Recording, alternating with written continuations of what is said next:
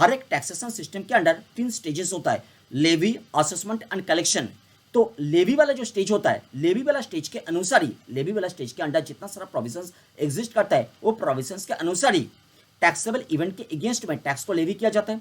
तो income tax law के under levy वाला प्रोविजन कहां एग्जिस्ट करता है? आप बताओगे इनकम टैक्स एक्ट 1961 का सेक्शन नंबर 4 में एग्जिस्ट करता है, इसीलिए सेक्शन नंबर 4 को कॉल किया जाता है एज लेवी वाला सेक्शन और चार्जिंग वाला सेक्शन। तो सेक्शन नंबर 4 का प्रोविजन का हिसाब से हम लोग टोटल इनकम के अगेंस्ट में टैक्स रेट को लेवी कर रहे हैं। देखो इनकम टैक्स एक्ट के अंडर जो टैक्सेबल इवेंट है वो टैक्सेबल इवेंट का नाम है इनकम। तो टैक्सेबल इवेंट के अगेंस्ट में टैक्स रेट को लेवी किया जाएगा। टैक्सेबल इवेंट के साथ साथ एक टैक्स पीरियड का कंसेप्ट भी होता है। तो एक पर्टिकुलर टैक्स पीरियड के अंडर जितना भी बार टैक्सेबल इवेंट ऑकर करेगा, सारा टैक्सेबल इवेंट को एग्रीगेट किया जाता है, मतलब इनकम को एग्रीगेट किया जाता है, करके टोटल इनकम में कन्वर्ट किया जाता है एंड टोटल इनकम के अगेंस्ट में टैक्स रेट को लेवी किया जाता है।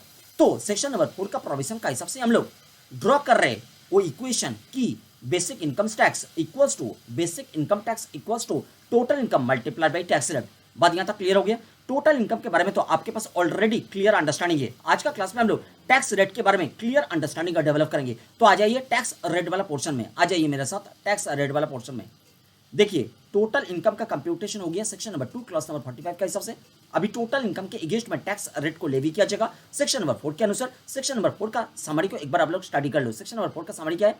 Income tax is a tax levied for any assessment year at the rate prescribed on the total income of the previous year of every person.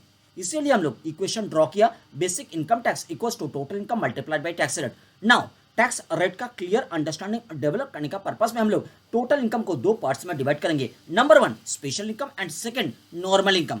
अभी हम लोग ये दोनों इनकम के बारे में फर्स्ट स्टडी करेंगे, तब हम लोग टैक्स रेट के बारे में क्लियर अंडरस्टैंडिंग डेवलप कर पाएंगे। तो स्पेशल इनकम का मतलब क्या होता है? स्पेशल इनकम का मतलब होता है वो सारा इनकम जो सारा इनकम के अगेंस्ट में specific tax rate income tax act 1961 का प्रोविजंस के अंडर मेंशन्ड है। आई रिपीट, वो सारा इनकम को स्पेशल इनकम कंसिडर किया जाता है जो सारा इनकम का नाम एंड वो इनकम के अगेंस्ट में tax rate income tax act 1961 का प्रोविजंस के अंडर मेंशन्ड है, वो सारा इनकम स्पेशल इनकम होता है। उदाहरण दे रहे, जैसे जो सारा equity shares recognized stock exchange में लिस्टेड होता है, वो सारा इक्विटी शेयर्स को ट्रांसफर करते हुए अगर short term capital gain generate होता है, वो शॉर्ट टर्म कैपिटल गेन के अगेंस्ट में इनकम टैक्स एक्ट 1961 का सेक्शन नंबर 111A 15% रेट पर टैक्स इंपोज करता है।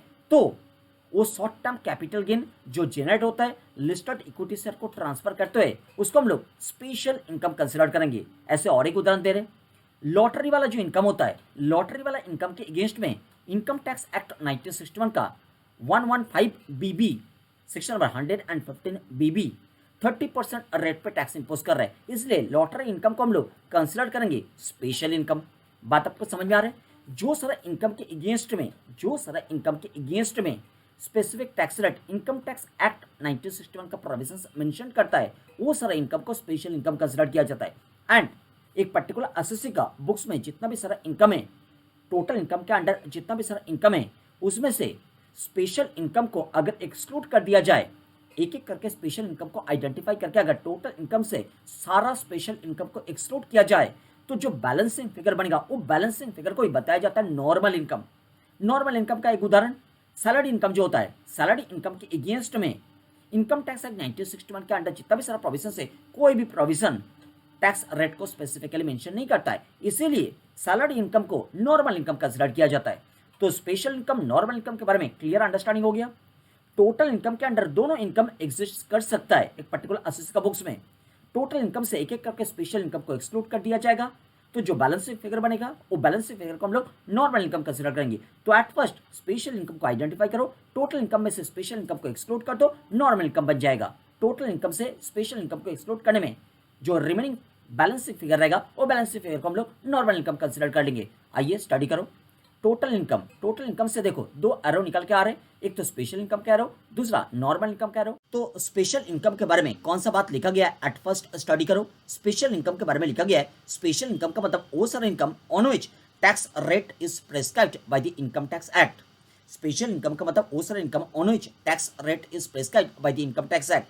तो जो सारा इनकम का नाम एंड उसका अगेंस्ट में specific tax rate income tax act 1961 का कोई ना कोई पर्टिकुलर प्रोविजन मेंशन करता है, वो सारे इनकम को स्पेशल इनकम कंसिडर किया जाता है। स्पेशल इनकम के केसेस में इनकम चेंज होने में, इनकम का नाम चेंज होने में टैक्स रेट चेंज हो जाता है, इसलिए स्पेशल इनकम का केसेस में income based tax rate applicable होता है। ये बात लिखा गया है, income based tax rate applicable होता है स्पेशल इनकम के केसेस में। अच्छा, रेगुलर इनकम और नॉर्मल इनकम का मतलब क्या होता है? टोटल इनकम से अगर स्पेशल इनकम को एक्सक्लूड किया जाए तो जो बैलेंसिंग फिगर होगा वो बैलेंसिंग फिगर को रेगुलर इनकम और नॉर्मल इनकम कंसिडर किया जाता है। वही बात लिखा गया है। रेगुलर इनकम, नॉर्मल इनकम मतलब total income minus special income. देखो, जो रेगुलर इनकम और नॉर्मल इनकम होता है, रेगुलर इनकम नॉर्मल इनकम के केसेस में SSC based tax rate applicable होता है, मतलब एसएससी चेंज होने में टैक्स रेट चेंज हो जाता है। तो रेगुलर इनकम और नॉर्मल इनकम के केसेस में SSC based tax rate applicable होता है and SSC based tax rate के अंडर दो रिजिम फॉल करता है, एक तो ओल्ड टैक्स रिजिम, दूसरा न्यू टैक्स रिजिम। तो रेगुलर इनकम और नॉर्मल इनकम के केसेस में दोनों टैक्स रिजिम के बारे में हम लोग डिटेल में स्टडी करेंगे एंड कंपैरेटिव एनालिसिस भी करेंगे। तो कोई एक पर्टिकुलर एसएससी के लिए जो टैक्स रिजिम का टैक्स रेट को मोर बेनिफिशियल कंक्लूड किया जाएगा, वो टैक्स रिजिम का टैक्स रेट को एसएससी का नॉर्मल इनकम के अगेंस्ट में अप्लाई किया जाएगा। आई रिपीट, रेगुलर इनकम और नॉर्मल इनकम के केसेस में SSC based tax rate applicable होता है and SSC based tax rate के अंडर दो रिजिम फॉल करता है, एक ओल्ड टैक्स रिजिम, दूसरा न्यू टैक्स रिजिम। तो रेगुलर इनकम और नॉर्मल इनकम के केसेस में दोनों regime, old tax regime as well as new tax regime, दोनों के बारे में डिटेल स्टडी करना पड़ेगा एंड कंपैरेटिव एनालिसिस करना पड़ेगा। कंपैरेटिव एनालिसिस में जो पर्टिकुलर टैक्स रिजिम का tax rate more beneficial conclude किया जाएगा, वो पर्टिकुलर टैक्स रेट को वो पर्टिकुलर एसएससी का नॉर्मल इनकम और रेगुलर इनकम के अगेंस्ट में अप्लाई किया जाएगा। यही बात किया जा रहा था। क्लियर हो गया? देखिए, स्पेशल इनकम के बारे में लिखा गया है कि स्पेशल इनकम के केस में एप्लीकेबल होता है इनकम बेस्ड टैक्स रेट। मिला आपको? Income based tax rate. And regular income और नॉर्मल इनकम के केस में लिखा गया है SSC based tax rate applicable होता है। फिर एसएससी बेस्ड टैक्स रेट के अंडर दोनों रिजिम फॉल कर रहे हैं, एक तो ओल्ड टैक्स रिजिम, दूसरा न्यू टैक्स रिजिम। बात समझ में आया?